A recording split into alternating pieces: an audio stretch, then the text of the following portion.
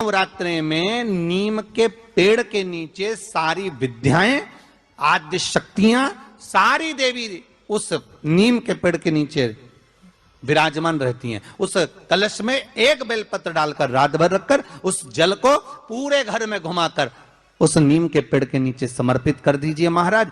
घर में भय लगना बंद हो जाएगा, कोई बड़ी बीमारी आपको घेरेगी नहीं और उस बीमारी से, उस रोग से आप मुक्त रहेंगे। उस बीमारी से, उस रोग से आप मुक्त पाएंगे।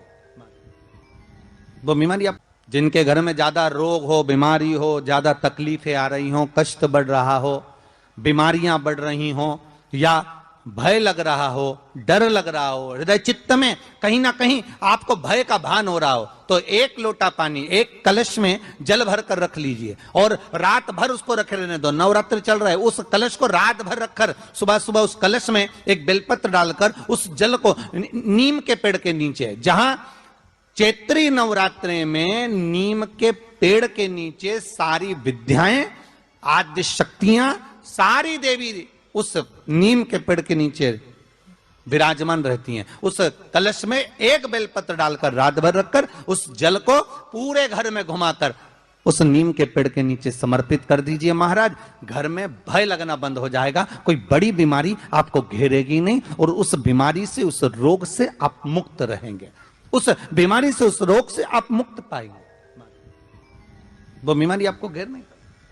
कलश का महारानी जगदम्बा जगतधात्री दुर्गा भवानी अब की बार माताजी घोड़े पर आई है। तो घोड़े पर जो देवी जी आती है वो समृद्धि को देने वाली आती है, लक्ष्मी की वृद्धि करने वाली आती है। जैसी घोड़े की रफ्तार होती है उस रफ्तार से लक्ष्मी घर में आती है। तो ये मत सोचना कि कोरोना महामारी ने हमको नीचे गिरा दिया या कोरोना महामारी ने रोक दिया, कमाई के स्रोत रोक दिया, धन रोक दिया। चिंता मत करना, मेरी माँ जगत जननी दुर्गा भवानी अब की बार घोड़े पर आई है। साल भर में इतना धन दे देगी कि आपने पीछे के 4 साल में नहीं कमाया होगा, इतनी मेरी मां भंडार भर देगी। उस कलश पर आम के पल्लव शिव का वर है। किसका वर है ये? शंकर का। 11 आम के जो पत्ते जिस डाली में लगे होते हैं, वो डाली कोमल सी डाली, 11 टुकड़े महाराज एक कच्चे सूत से लपेटकर 11 बार उसका भाग, जब उसको लपेट लोगे इस तरह से इकट्ठा करके, आगे का जो भाग है 11 बार कच्चा सूत लपेटने के बाद जो भाग पीछे का, आगे का कोई भी हो, उसको शहद में डुबाकर शिव जी को समर्पित कर दो। किस जगह पर रखना है?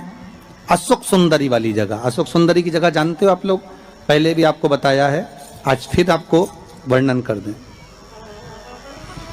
जैसे ये गोल जलाधारी है, ये शिवलिंग रखा है,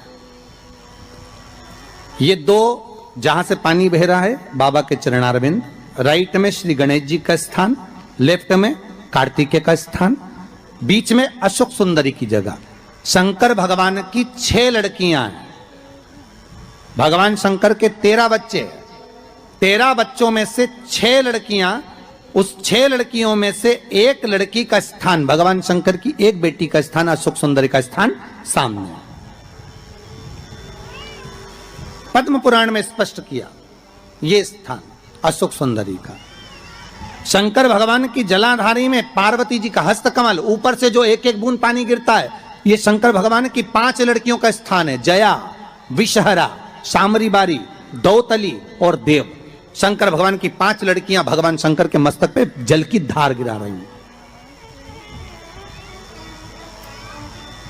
बीच में जो अशोक सुंदरी का स्थान है महाराज, उस जगह पर शहद का मुख, जो शहद आपने भिंगोया है, उस शहद का मुख शंकर जी की ओर कर कर इसी चैत्र के महीने में, इन्हीं नवरात्रि में शंकर भगवान के उस अशोक सुंदरी की जगह पर शहद का भाग शिव जी की ओर रख दें। महाराज अगर घर में संपदा की कमी हो, या कोई पैसा खा गया हो, रुपया नहीं दे रहा हो, पैसा अटक गया हो, तो उस शहद को शिव जी की ओर मुख कर कर उस आम के पल्लव की जो डंडी है उसको 11 डंडी को वहां रख दीजिए और उससे अपनी कामना कर कर आ जाइए। हो सके उस शहद में से थोड़ा सा शहद किसी रुमाल पर किसी कपड़े में लगाकर उसको रख लीजिए। जिस व्यक्ति से पैसे लेना है, जिस व्यक्ति से पैसे मांग रहे हो, उससे एक बार जाकर मिल लीजिए, एक बार उसको खबर कर दीजिए। बाबा चाहेगा भोलेनाथ तो नवरात्रि में ही पैसा वापिस आ जाएगा, अगर शिव कृपा कर देगा। ये बाबा की करुणा। आम का पल्लव कोई साधारण नहीं जिसको कलश के ऊपर रखा जाता है, शिव की कृपा। जिस आम के पेड़ पर स्वयं कामदेव चढ़कर भगवान शंकर के तीसरे नेत्र द्वारा जलकर भस्म हो जाते हैं, वो आम का पेड़ साधारण नहीं हो सकता, सहज नहीं है। और वैसे भी शिव शिव है महाराज। सबसे पहली नवरात्रि का व्रत किसने किया था? उत्तर दीजिए। सबसे पहला नवरात्रि का व्रत, नवरात्रि की उपासना सबसे पहले किसने करी थी? भगवान राम ने। अश्विन के नवरात्रि में भगवान राम ने 9 दिन तक कलश की स्थापना कर लंकाधिपति रावण को मारने के लिए मां जगत जननी की आराधना करी। भगवान राम ने मां जगत जननी की आराधना, मां जगदम्बा की आराधना।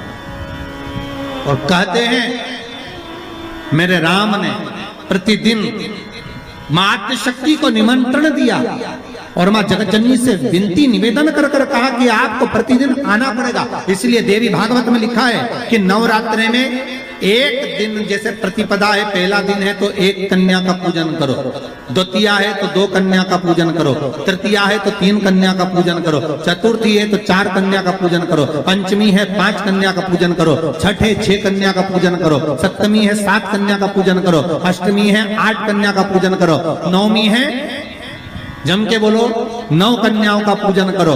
और अगर इस तरह से आप पूजन नहीं कर सकते नवरात्रि में तो 9 कन्याओं का पूजन एक साथ या तो अष्टमी के दिन या नवमी के दिन कर दो, या मध्य में बीच में भी आप कर सकते हो एक साथ। पर अगर आपकी कोई कामना है, आपकी कोई इच्छा है, मालूम पड़े, जैसे कई लोग कहते हैं कि हमारी इच्छा है, हमारी वो मकान नहीं बिक रहा, या हमारी वो जमीन नहीं खरीदी जा रही, या हमारी कोई कंपनी नहीं डल रही, या हमारे काम में ये अड़चन आ रही है, तो नवरात्रि में 4 नवरात्रि में से किसी भी नवरात्रि में आप नियम बना लो कि एक कलश की स्थापना कर कर एक दिन में एक कन्या का पूजन कर कर उसको भोजन कराना, लाल वस्त्र देना, लाल चुनरी देना, दूसरे दिन में 2 कन्याओं का पूजन कर कर लाल वस्त्र ओढ़ाना, लाल चुनरी देना, तीसरे दिन में 3, चौथे दिन में 4, 5वें दिन में 5, ऐसे 7-9 दिन तक एक एक कन्याओं के क्रम को बढ़ाते बढ़ाते बढ़ाते बढ़ाते आप उस पूजन का विधान प्रबल कर सकते।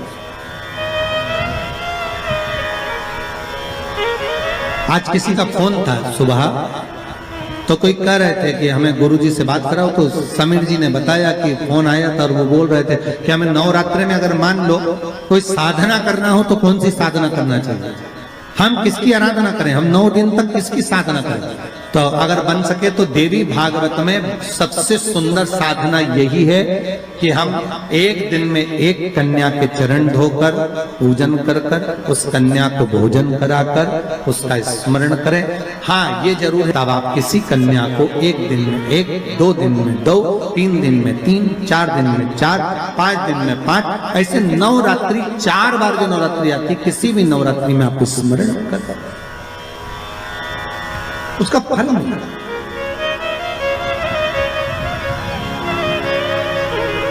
उसका फल होगा।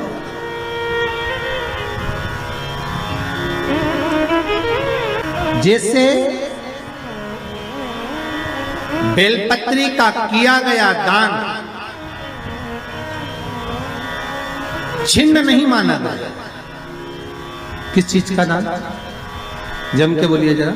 बेलपत्री। बेलपत्री का किया गया दान छिन्न दान नहीं है, समाप्ति नहीं होती। बेलपत्री अगर आपने कोई आपसे कहा जी तुम्हारे यहाँ बेलपत्री लगी है, जरा 8-10 दे दोगी क्या? बिल्कुल। और उससे कहो बेलपत्र तू मत तोड़, हम तोड़ कर देते, और अपने हाथ से बेलपत्र निकाल कर उसको दो दान। ये छिन्न दान नहीं है, ये समाप्त नहीं होता। ये बेलपत्र का दान अविरल दान बढ़ता है।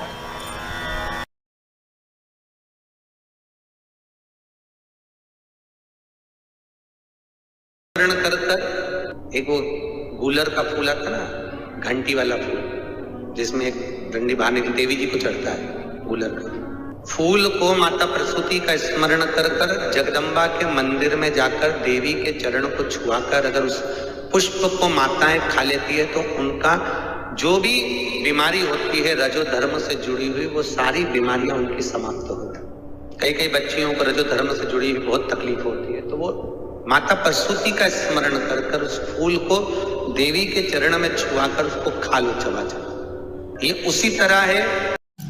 जय माता दी दोस्तों, हर हर महादेव। सप्तमी को माँ काली का दिन है। इस दिन माँ को गुड़ का भोग लगाया जाता है तथा इस दिन गुड़हल तथा रात रानी का फूल अर्पण किया जाता है और गुड़ से पूजा की जाती है तथा गुड़ का ही भोग लगाया जाता है और लोगों को गुड़ का ही प्रसाद वितरित किया जाता है।